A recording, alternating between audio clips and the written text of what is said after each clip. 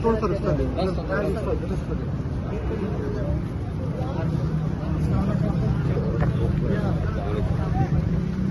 आपा पहले इतराजात लगा दिए गए हैं। पहले हम देखते थे तारीखें नहीं लगती थी, अब इतराजात लगना शुरू हो गया खान साहब के केसेस पे, क्या कहेंगे इस पर? हम तो कोशिश करेंगे ना, उम्मीद है इंसाफ की।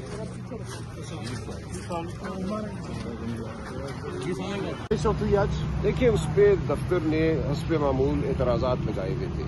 अब उन एतराज़ात को दूर करने के लिए वो कुछ भी नहीं है एतराज़ात, लेकिन बहरहाल लगे हुए हैं।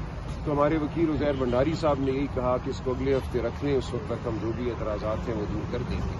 तो इस दौरान इंशाअल्लाह कल जो है दरखास्त जो खान साहब की तरफ से लगी हुई है उसकी बहस हो जाएगी, और जो भी होगा फिर उससे अगले हफ्ते में अगर इस वक्त तक ये केस मौजूद हुआ तो इकट्ठे सुने जाएंगे, वरना ये केस अलहदा से अगले हफ्ते सुना। क्या इतराजात आज किए गए? देखिए, वो लिस्ट उज़ैर भंडारी साहब के पास है। ये इसी तरह के एतराज़ करते हैं, सफ़ा मध्यम है, फलानी चीज़ दोबारा लगा दें, फ्लैगिंग कर दें, बिल्कुल ही बेमानी एतराज़ात हैं। ये इनका एक तरीका यहाँ बन चुका है कि जो भी मुकदमा इमरान खान साहब की जानिब से या उनके हवाले से दायर होता है उस पर पहले एतराज़ात रखते हैं। तो लगे एतराज़ात, उनको दूर करेंगे उज़ैर भंडारी साहब। आज 190 मिलियन पाउंड केस की भी अहम समाअत जी, वो 12 बजे इंशाअल्लाह, बिल्कुल उसके लिए हम आते हैं वापस अभी। तो 12 बजे वो मुकदमा फिक्स्ड है चीफ जस्टिस की अदालत में, तो देखते हैं उसमें क्या होता है। अच्छी उम्मीद रखनी चाहिए। बहुत शुक्रिया। 12 बजे लगेगा अल-कायदा ट्रस्ट वाला। मैंने तो कल वाले केस में जमानत करवा दी है, उनकी जमानत पर हैं वो।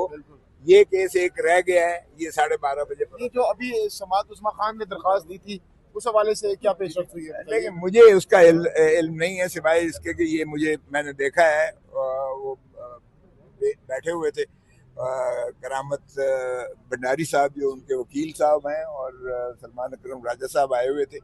मैंने उनसे देखा ज़रूर है, लेकिन वो उसमें क्या हुआ है ये मुझे इल्म नहीं है। ये मैं उसमें वकील नहीं हूँ, तो इसलिए। पूरी 2 साल की नाकामी का मलबा सारा आप पे अब डाला जा रहा है। मेरे ऊपर कैसे डाला जा रहा है भाई? मैंने तो हर केस में जमानत करा दी है जो मेरे जिम्मे है, और मैं इंशाल्लाह उसी पर कायम हूँ। आज 12:30 बजे हो रहा है, जो अल्लाह बेहतरी करेगा इंशाल्लाह।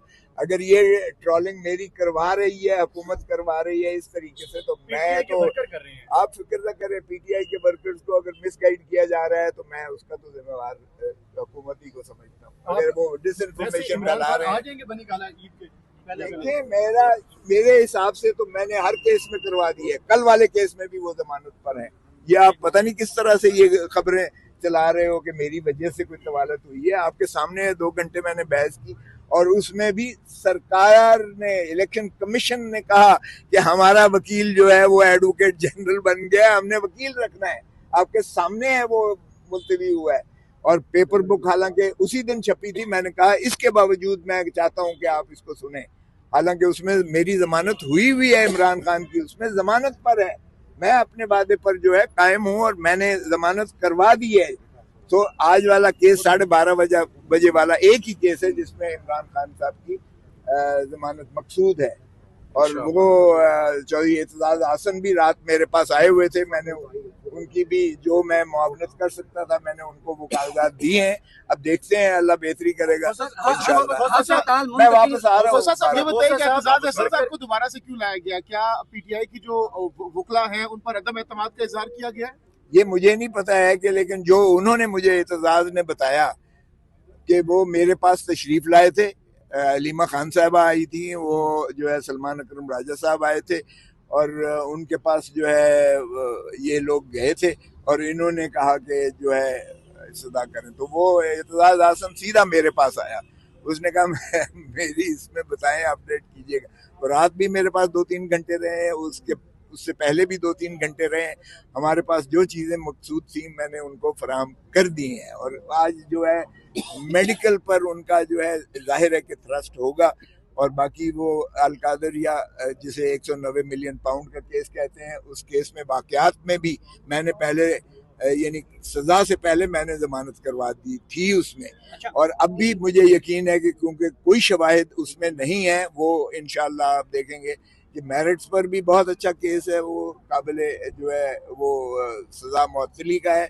और जहाँ तक मेडिकल ग्राउंड है वो भी आपका बहुत मजबूत मेडिकल ग्राउंड है, क्योंकि उनकी दाहिनी आंख के अलावा उनके बाकी जिस्मानी जो टेस्ट वगैरह हैं वो भी जेल में नहीं किए जा सकते। सो इसलिए उनको जो है यकीनन ऐसी चीज़ उनकी सेहत मुतकाजी है कि उनको स्पेशलाइज्ड ट्रीटमेंट अस्पताल में और उनके मर्जी के डॉक्टर से दिया जाए, क्योंकि सुप्रीम कोर्ट ने बारहा कहा है कि आपको एक दफ़ा अगर शख्स बीमार हो तो उसका इस्तेहकाक बन जाता है ज़मानत का, वो क्वांटिफाई अदालत नहीं कर सकती है उस बीमारी को, और फिर मुआलिज भी उन्हीं के चॉइस के होना ये भी ज़रूरी है, क्योंकि इलाज जो है उस पर जब तक मुआलिज पर उसे एतमाद ना हो मरीज़ को, तब तक उस इलाज भी जो है गैर मौसर होता है, उसका इतना इफेक्ट असर नहीं होता है। सो उसकी जो है अगर आप देखें तो ये एक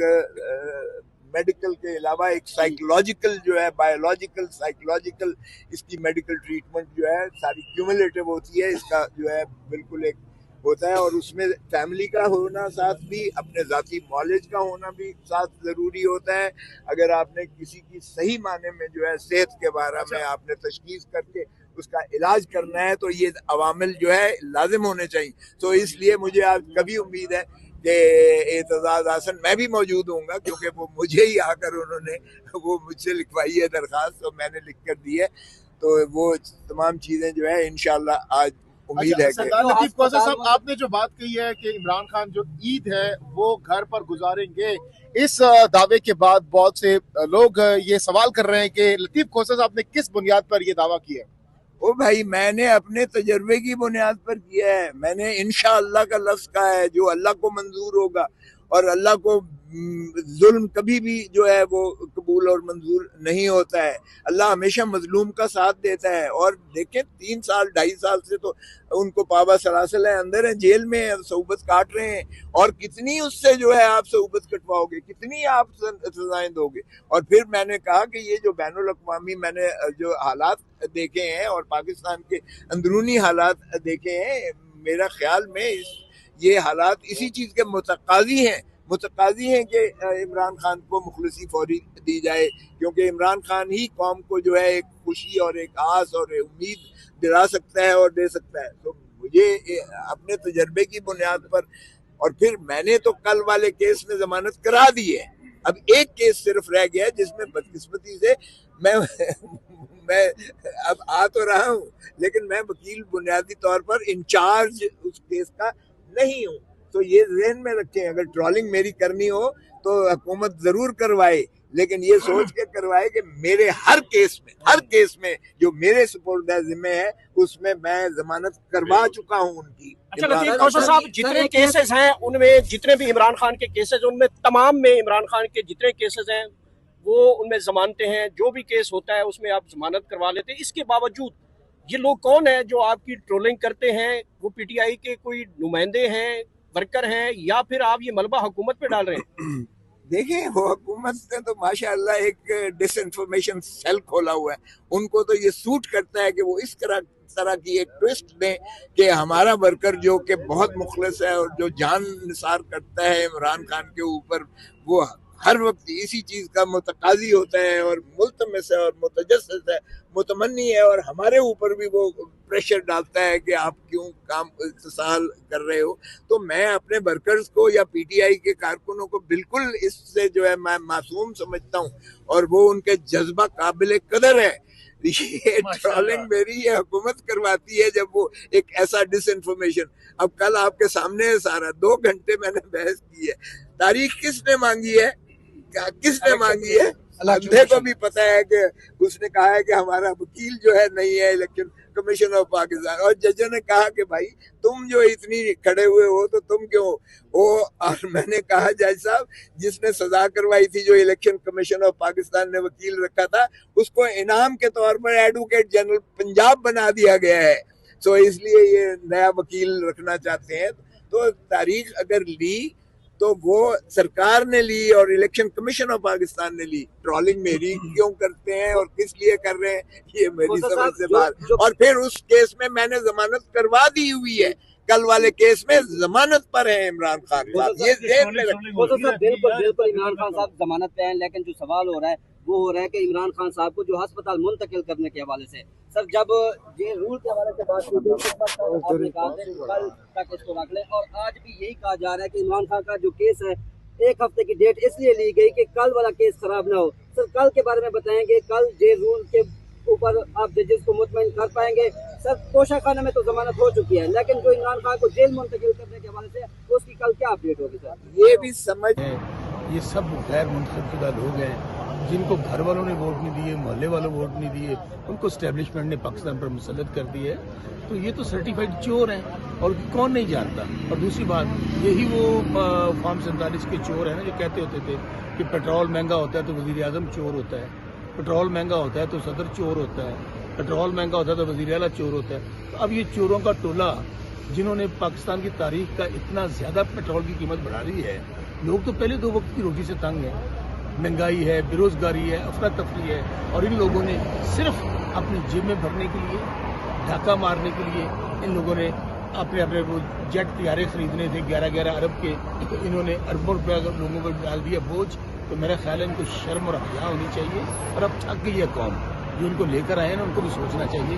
पाकिस्तान है तो हम सब हैं, अब गरीब खुदकुशियों पे आ गया है, इसलिए इनको यहाँ से फारिग करना ये पाकिस्तान की जरूरत है। बसरा साहब, आज जो जेट तैयारे खरीदे जा रहे हैं, किफायतशारी मुहिम आवाम को कहा जा रहा है, ये हुक्मरान किफायतशारी मुहिम क्यों नहीं कर रहे? मैं तो यही कह रहा हूँ ना कि ये जो टोला पाकिस्तान में मुसल्लत है, ये चोरों का टोला है, जिनके खिलाफ यही फॉर्म 47 का जाली वजीर आजम ने, जिसके ऊपर फर्द जुर्म मुरतब होनी थी 17 अरब की मनी लॉन्ड्रिंग की, उस दिन उसको वजीर आजम का ओहद दिलवा दिया गया। यही मरियम बीबी है जो कहती थी लंदन तो क्या मेरी पाकिस्तान में कोई जायदाद नहीं है। अब ये पाकिस्तानियों के पैसों पे डाका मार के हमें तो कहते हैं किफायतशारी करें, तो तुम लोगों ने ये 11 अरब डॉलर का जहाज कहाँ से खरीद लिया? तुम लोगों ने ये जो सैर सपाटे दुनिया कर रहे हो, दुनिया के मुख्तलिफ कोनों में पैसे यहाँ से लूट कर आपने बाहर जायदादें बनाई हुई हैं, किस लिए बनाई हुई हैं? लेकिन इंशाल्लाह अल्लाह ताला बड़ा मुसब्बिल सवाब है। तो पंजाबी जी कहते हैं आत खुदा दा वहर होता है, अल्लाह के यहाँ देर है अंधेर नहीं है। आप देखेंगे कि ये इस दफा इतने ज़लील और रुस्वा होंगे कि कौम इनको इस दफा भागने भी नहीं देगी। ये तैयारे जो इन्होंने लिए ना, इन्होंने भागने के लिए हैं।